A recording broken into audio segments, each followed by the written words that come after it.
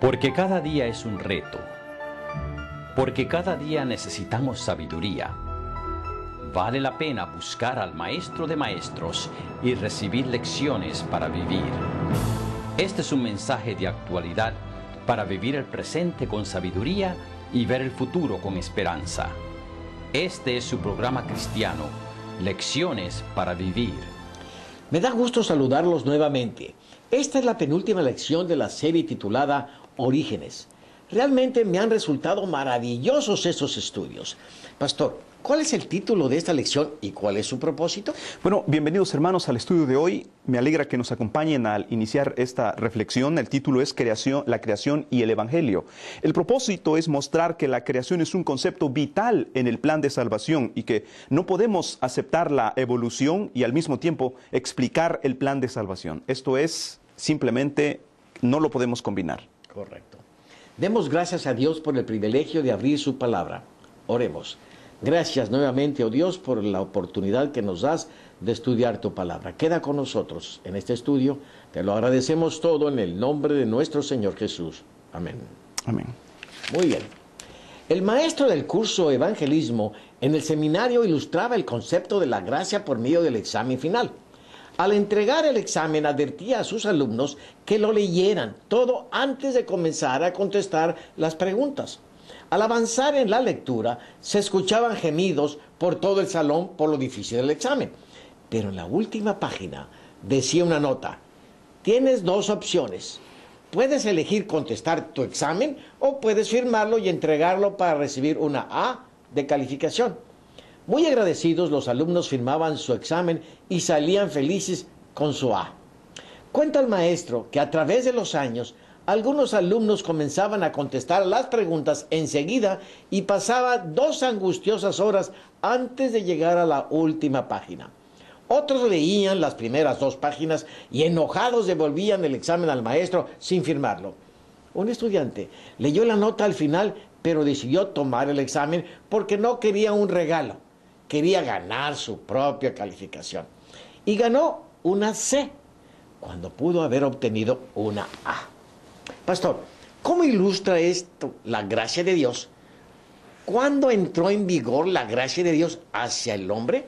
Bueno, sin duda este debió ser un examen sumamente difícil, porque imagínense personas que simplemente cuando lo leían lo regresaban frustrados porque sabían que iba a ser imposible sacar una buena calificación. Bueno, sin embargo, al ofrecerles el profesor la A, una buena calificación, la excelente calificación, solamente confirmar, pues eso realmente era un regalo de gracia. Y eso es lo mismo que ocurrió con el hombre. Cuando cae en pecado, simplemente el hombre tenía su destino hacia la muerte. ¿Y qué es lo que Dios hace? Pues bueno, entra el plan de redención y lo único que tenemos que hacerlo es aceptarlo y entonces seremos salvos. El joven que no aceptó la oferta del maestro y que quiso sacar una A por sí mismo, simplemente vio frustrados sus esfuerzos sacando la C de calificación, así que le resultó imposible su objetivo. Y así también nosotros, si aceptamos la gracia de Dios, simplemente, si aceptamos la gracia tendremos ese resultado de la salvación, pero si la rechazamos, simplemente es imposible cualquier cosa que nosotros hagamos. Ahora, ¿cuándo comenzó a funcionar la gracia? Pues inmediatamente cuando el pecado comenzó. Antes simplemente la gracia no era necesaria, no había nada que perdonar, no había a nadie a quien condenar. Así que la gracia entró en acción en el momento en que el hombre cae en pecado. Dice Gibson en la introducción de esta lección: Adán y Eva fueron creados a imagen de Dios sin ningún defecto moral, pero tuvieron libre albedrío, un requisito previo para que pudieran ser capaces de amar. Ahora, Jesús murió para restaurar la relación entre Dios y el hombre que ha caído en pecado, que había sido interrumpida entonces de esa manera. Y Él dijo cómo lo haría allí en Ezequiel, capítulo 11, los versículos 19 y 20. Y les daré un corazón, y un espíritu nuevo pondré dentro de ellos, y quitaré el corazón de piedra de en medio de su carne, y les daré un corazón de carne para que anden en mis ordenanzas y guarden mis decretos y los cumplan, y me sean por pueblo y yo sea a ellos por Dios. Es sumamente inspiradora la forma como Dios planea estas cosas, pero, estimados, un punto importante que tenemos que mostrar aquí es que hay una razón, un propósito por el cual Dios nos da un corazón de carne, y es con el propósito de armonizar nuestra vida con sus principios. Existen personas que piden un corazón nuevo, pero quieren vivir de acuerdo a su voluntad y no someterse a la voluntad de Dios. Por eso el texto con mucha claridad dice: les daré un corazón de carne para que anden en mis ordenanzas. Recuerden que el hombre, al caer en pecado, ¿qué es lo que hizo? Se apartó de las ordenanzas de Dios, como resultado de que su corazón había sido distorsionado. Pero al darnos un corazón nuevo, la idea es restituirnos en ese camino de Dios. El escritor Philip Yancey cuenta la historia de una hija pródiga de la ciudad de Traverse, Michigan. Disgustada con sus padres que no estaban de acuerdo con el anillo que llevaba en la nariz, ni con su forma de vestir o su música, huyó de su casa. Terminó en Detroit trabajando por un hombre que la prostituyó y le pagaba bien hasta que ella enfermó. Pronto la echó a la calle y se le acabó el dinero. Pensando en su hogar, se dijo: ¿por qué salí? Mi perro en casa come mejor que yo. Cuánto deseaba estar en casa, pero las 3 veces que llamó, solo contestó la máquina de mensajes.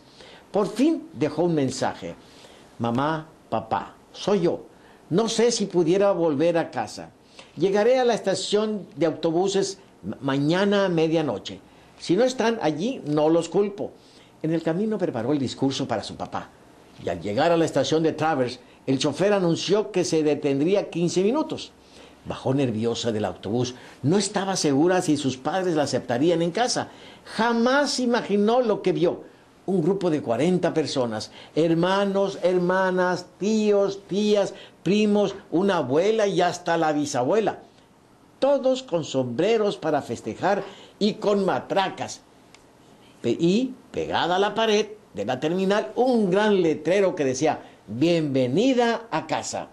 Con lágrimas en los ojos comienza su discurso, pero su papá la interrumpe. Calla, hija, no hay tiempo que perder. Llegaremos tarde a la fiesta que te espera en casa. Cuando Adán y Eva pecaron, ellos no buscaron a Dios, no trataron de volver a Él como esta joven. De hecho, huyeron de Dios. ¿Cómo respondió Dios a este acto de Adán y Eva, pastor?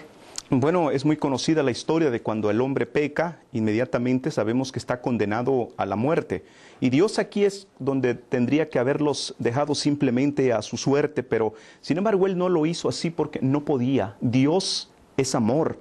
Esta sección se titula La gracia en el Edén. Ahora, después de que entonces el hombre peca, Dios lo llama. Ustedes recordarán de aquella famosa pregunta: ¿dónde estás tú? Desde luego esa pregunta no era para condenar, era una invitación a que el hombre reconociera su necesidad, y que desde luego sabemos que ese es el primer paso para poder ser restaurados, reconocer nuestra condición espiritual. Así que cuando le pregunta ¿dónde estás tú?, no era para condenarlo, era un llamado para que viniera a sus pies. En Génesis 3:14 Dios maldice a la serpiente y entonces le da al hombre la primer promesa del evangelio, allí en Génesis 3:15, cuando le dijo: y pondré enemistad entre ti y la mujer, y entre tu simiente y la simiente suya. Esta te herirá en la cabeza y tú le herirás en el calcañar. Y noten ustedes que solo después de esta promesa es que se pronuncian los juicios sobre el hombre y la mujer misma.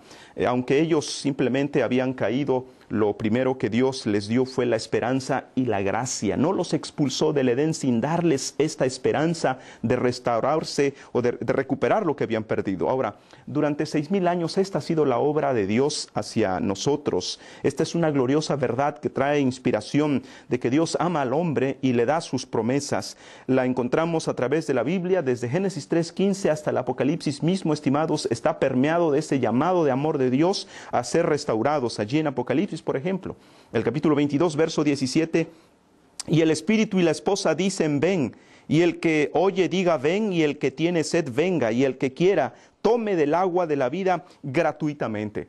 Sobre esto, Moody hace una declaración muy inspiradora. Nos dice: la gracia ideó el plan de redención.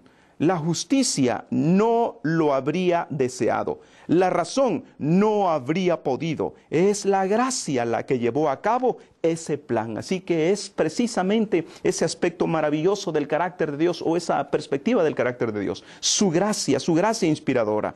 Ahora, cuando Dios vistió a Adán y a Eva con las pieles de los animales, como lo menciona Génesis, no solo suplió estas necesidades físicas que imperaban en ese preciso momento, sino que Dios mostró cómo su propio Hijo vendría a ocupar el lugar de ellos para morir por ellos, y entonces recuperaran no solamente el Edén, sino su estado inocente, su estado de santidad con que Dios los había hecho. Así que las pieles de los animales señalaban a un Dios lleno de gracia, quien asumió el costo de la justicia a fin de restaurarnos, para que ocupara Adán el lugar tan primordial que tenía en la creación, en el lugar donde Dios lo había colocado. Y estimados, recuerden, este ha sido siempre el mensaje, desde que el hombre cayó en pecado hasta nuestros días, sigue siendo el mensaje, sigue siendo el llamado de Dios, desea restaurarnos, y si tan solo aceptamos ese llamado, reconociendo nuestra situación, nuestro futuro es glorioso. Correcto. Un caballero comentó: así es la vida. Un hombre pasa los primeros 20 años de su vida escuchando a su mamá preguntarle a dónde va. Los siguientes 40 años de su vida los pasa escuchando a su esposa hacerle la misma pregunta. Y al final, cuando muere, los deudos se preguntan lo mismo. Pastor, sabemos que la paga del pecado es muerte. ¿Cómo describió Dios la muerte a Adán? ¿Qué puede decirnos acerca del famoso niño que dice haber ido al cielo durante una cirugía? Bueno, veamos cómo se refiere Dios a la muerte cuando le habla a Adán allí en Génesis 3:19. Con el sudor de tu rostro comerás el pan hasta que vuelvas a la tierra, porque de ella fuiste tomado, pues polvo eres y al polvo volverás. El concepto es bastante claro, muy atinado. Incluso en Eclesiastés, el sabio Salomón agrega, Eclesiastés 12:7, y el polvo vuelva a la tierra como era, y el espíritu vuelva a Dios que lo dio. Esto es precisamente lo contrario, lo que en el asunto de la muerte es lo contrario a lo que ocurre en el momento en que la vida llega a la existencia, como lo describe Génesis 2:7. Entonces Jehová Dios formó al hombre del polvo de la tierra y sopló en su nariz aliento de vida, y fue el hombre un ser viviente. Así que pueden ver, la enseñanza bíblica es bastante clara. No venimos de una célula que evolucionó, fuimos hechos del polvo de la tierra, y simplemente al polvo volveremos. Ahora, la causa real de la muerte es el pecado. Ustedes pueden ver cómo en Juan 1:4 nos dice, en él estaba la vida, y la vida era la luz de los hombres. Al perderse esa luz, al rechazar esa vida, estimados, el hombre entra en una condición de muerte. Su destino es la muerte misma. Ahora, el 5 de julio del 2012, Univisión publicó un artículo, una nota sobre un hallazgo que emocionó a la comunidad científica. En esto dice: el Centro Europeo de Investigación Nuclear confirmó la existencia de la partícula subatómica que podría ser llamado el bosón de Higgs, que se refiere a una partícula de Dios, buscada por mucho tiempo y clave para explicar el origen del universo. Esto desde luego trajo mucha ilusión para las personas. Sin embargo, a la luz de la Biblia entendemos nuestro origen es claro. Ahora, sobre este muchacho, este niño más bien de 4 años que tuviera esta cirugía, que aparentemente él estuvo muerto durante 3 minutos, pues bueno, aquí lo que podemos entender a simple vista es que en esos 3 minutos que aparentemente él murió sucedieron tantas cosas, suficientes cosas como para escribir un libro. Su padre escribió un libro titulado El cielo es real, la historia de un pequeño niño que de su viaje al cielo y su regreso. Aparentemente, el testimonio de este niño es que vio a Jesús en el cielo, que lo sentó en sus piernas, incluso vio a Juan el Bautista y hasta vio a su bisabuelo que él no conocía, pero que más tarde identificó en algunas fotografías. Ahora, a una hermanita también la vio allí que él ni siquiera sabía que existía, pues había muerto mucho tiempo antes. Incluso él menciona que los ángeles cantaron ese cantito que habla de que sí, Cristo me ama. Incluso cantaron la batalla de Jericó, y además sabía dónde estaba su papá en ese momento que él se supone que había muerto. Sabía dónde estaba su papá, estaba en un cuarto. Su mamá ni siquiera sabía dónde estaba su esposo, pero él en su muerte pudo ver, se dio cuenta dónde estaba su padre, dando testimonio, todos estos detalles de que en verdad él había ido al cielo, había visto todo lo que sucedió. A mí lo que me llama la atención a simple vista es cómo en 3 minutos de su muerte ocurrieron tantas cosas. Pero también un detalle importante es que él no identificó absolutamente nada de lo que la Biblia menciona en el cielo. Es decir, era una historia con elementos fuera del concepto bíblico. Y los psicólogos sugieren que un niño de esa edad, de 4 años, puede confundir fácilmente la realidad con la fantasía. No puede saber dónde está una, o dónde empieza una y dónde termina la otra. Y desde luego nosotros sabemos que el asunto del cielo pues es un asunto que experimentaremos cuando Jesús venga por segunda vez y no en el momento que muramos, sin importar cuál es nuestra condición. De hecho, Eclesiastés 9, 5 y 6 es contundente cuando nos enseña: porque los que viven saben que han de morir, pero los muertos nada saben, ni tienen más paga, porque su memoria es puesta en el olvido. También su amor y su odio y su envidia fenecieron ya, y nunca más tendrán parte en todo lo que se hace debajo del sol. Correcto. Esta sección lleva por título Cuando aún éramos pecadores. Lo que más recordamos del cuento de Pinocho es que cada vez que decía una mentira le crecía la nariz. Pero la ilustración es mucho más profunda. Se trata de un muñeco de madera con un corazón duro, cruel y sádico, que fue transformado en un verdadero niño con un buen corazón, pero con poca fuerza de voluntad, que no siempre hacía lo bueno. Esto ilustra lo que Dios hizo con nosotros. Nos tomó como estábamos, llenos de pecado y maldad, y nos transformó en sus hijos. Cambió nuestro corazón, y aunque no siempre hacemos lo correcto, Él nos ama y no se avergüenza de llamarnos sus hijos. Pastor, ¿qué es lo que hace más asombroso el amor de Dios por nosotros y su interés de salvarnos? Bueno, esa respuesta la podemos encontrar en Romanos 5, del 6 al 11, entre otras cosas, menciona: ciertamente apenas morirá alguno por un justo, con todo pudiera ser que alguno osara morir por el bueno. Mas Dios muestra su amor para con nosotros en que, siendo aún pecadores, Cristo murió por nosotros. Ahora, tengo una historia de William McFadden, que él estuvo durante la Primera Guerra Mundial, y estando en combate él agarró un montón de granadas, supongo algunas granadas de fragmentación o bombas, y cuando él se mete a la trinchera para llevar las bombas y distribuirlas entre sus compañeros de combate, accidentalmente se le cae la caja donde van. Y entonces más de una, aparentemente 2, perdieron el dispositivo, el seguro, lo cual significó que estaban activadas para explotar. Este hombre, este muchacho, al ver la situación y el daño que podía ocasionar, la historia dice que el muchacho se lanzó sobre las granadas que estaban ya activadas para explotar. Y entonces, al detonarse, pues desde luego fue despedazado. Y aunque un solo compañero fue dañado, fue realmente mínimo el daño que se ocasionó. En otras palabras, el muchacho lo que hizo fue dar su propia vida para proteger la vida de sus amigos. Pero cuando estamos hablando de Jesús, Jesús no era nuestro amigo. Incluso cuando en San Juan menciona cómo a los suyos vino y los suyos no lo recibieron.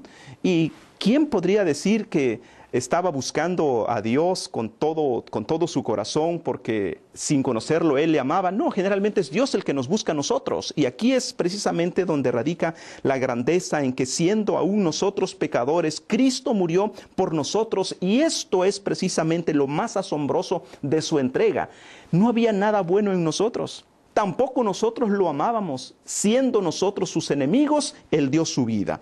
En Testimonios, tomo 1, página 229, nos dice que Cristo, tan excelso e inocente, hubiese de sufrir una muerte tan dolorosa y soportar el peso de los pecados del mundo. Es algo que nuestros pensamientos e imaginaciones no podrán nunca comprender plenamente. Así que el trato de Dios, el trato que Dios nos da realmente es un trato muy particular. En otras palabras, aquí se maneja el concepto de que Jesús fue tratado como nosotros merecíamos, a fin de que nosotros seamos tratados como Él merece. Incluso, hermanos, aquí está un principio importante. Así como Dios nos trata, Él espera que nosotros tratemos a nuestros semejantes, pero a veces somos tan prejuiciados y razonamos nuestros errores, pero condenamos los errores de otras personas. Por ejemplo, si alguien no colaboró con nosotros, luego lo juzgamos y decimos: esta persona simplemente no quiere colaborar, no quiso ayudar. Pero si somos nosotros los que no cooperamos, desesperamos, decimos, no, es que tenía algo más importante que hacer, y de esa manera entonces caemos en el lado opuesto al ideal que Dios ha establecido para sus hijos. Correcto. Después de la Primera Guerra Mundial, 900 soldados alemanes que habían violado la ley internacional tenían que comparecer delante de la Corte Mundial. Era inminente su condena. El expríncipe de Alemania eligió ser su sustituto y su ofrecimiento era aceptar la acusación al igual que el castigo. Aunque era un acto noble, no fue práctico. Aunque era de sangre real, no tenía el valor necesario para salvar a 900 hombres. Esta sección se titula El sustituto portador del pecado. Pastor, ¿por qué es importante entender cuán abarcante es la gracia de Dios y qué debo hacer para que Cristo sea mi sustituto? Bueno, es muy importante saber que cuando nos presentemos delante del juicio, pues podamos ser encontrados sin culpa. Y cuando entendemos esta abarcante gracia, la abarcante gracia de Dios, pues como resultado, al entenderla, podremos vivir sin angustia, tendremos una vida de santificación en agradecimiento por esa profunda gracia de nuestro Dios. Allí en Gálatas, por ejemplo, 3:13, nos dice, Cristo nos redimió de la maldición de la ley, hecho por nosotros maldición, porque está escrito, maldito todo aquel que es colgado en un madero. Ustedes pueden ver, el texto enseña claramente que Jesús recibió sobre sí todo el peso de la ley y de esa manera, al sustituirnos, pues yo recibo todo lo abarcante de su gracia, es decir, todo lo contrario, como lo mencioné hace un momento. Él recibe lo que yo merecía y yo recibo lo que Él merece. Ahora, en Romanos 4:25 agrega, el cual fue entregado por nuestras transgresiones y resucitado para nuestra justificación. Y esto es impresionante porque estamos hablando de que el gran rey del universo tomó la condenación de la humanidad. Imagínense ustedes hasta qué grado fue su humillación, y él fue capaz de pagar el precio completo que requería la santa y sagrada ley de Dios. Ahora, por su gracia, por ejemplo, Pedro fue restituido. Ustedes recordarán cómo Pedro continuamente caía y sin embargo cuando Jesús lo levanta llega a ser una persona completamente diferente. En el caso de Pablo, este tremendo opresor y perseguidor de los cristianos es convertido en el apóstol Pablo y desde luego de esa manera muestra ese poder de la gracia de Dios. Ahora el ladrón en la cruz igualmente recibe esa bendición de la gracia al ser restituido y recibir la promesa de la vida eterna. Elena White nos dice en el libro Mensajes Selectos, en el tomo 1, página 411, Dios no nos abandona por causa de nuestros pecados.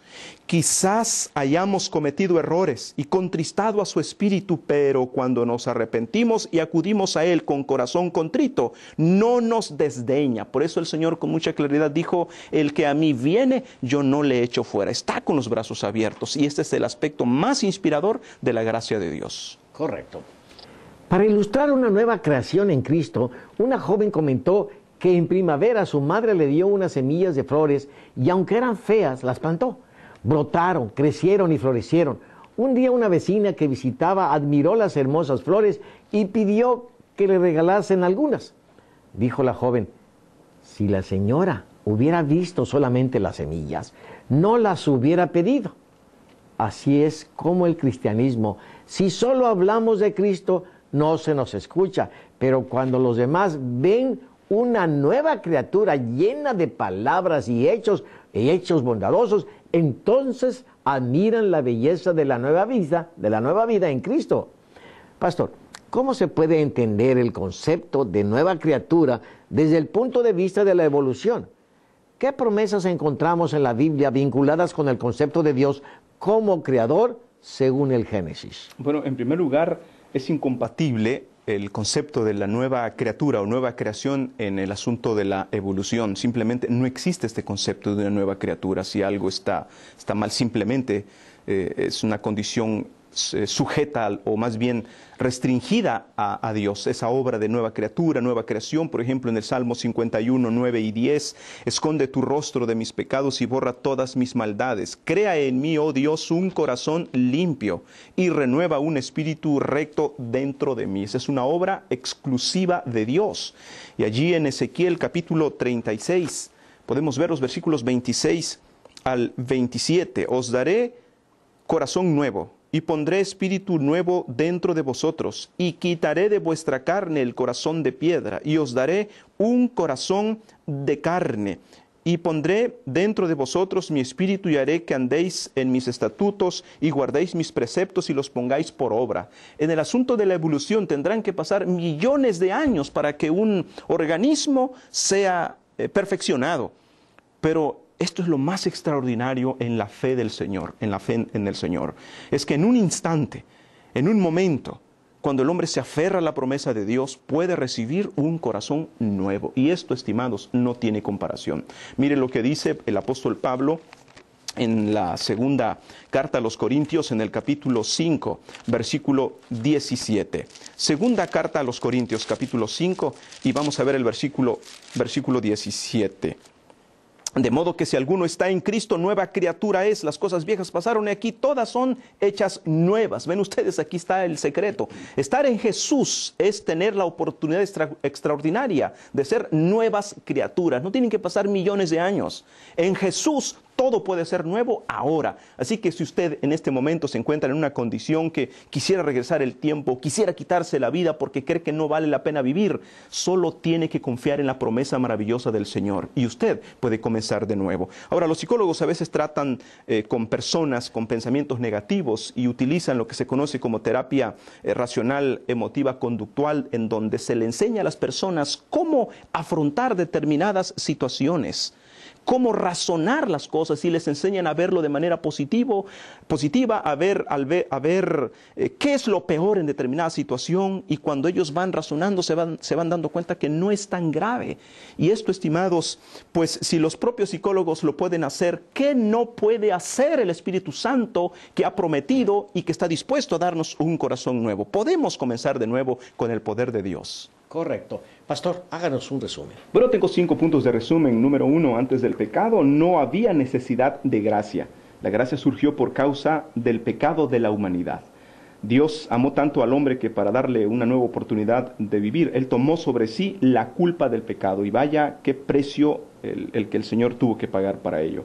Número 2, antes de pronunciar los juicios sobre la mujer y el hombre, Dios les dio la promesa de un Salvador y les ofreció su gracia a través del plan de salvación.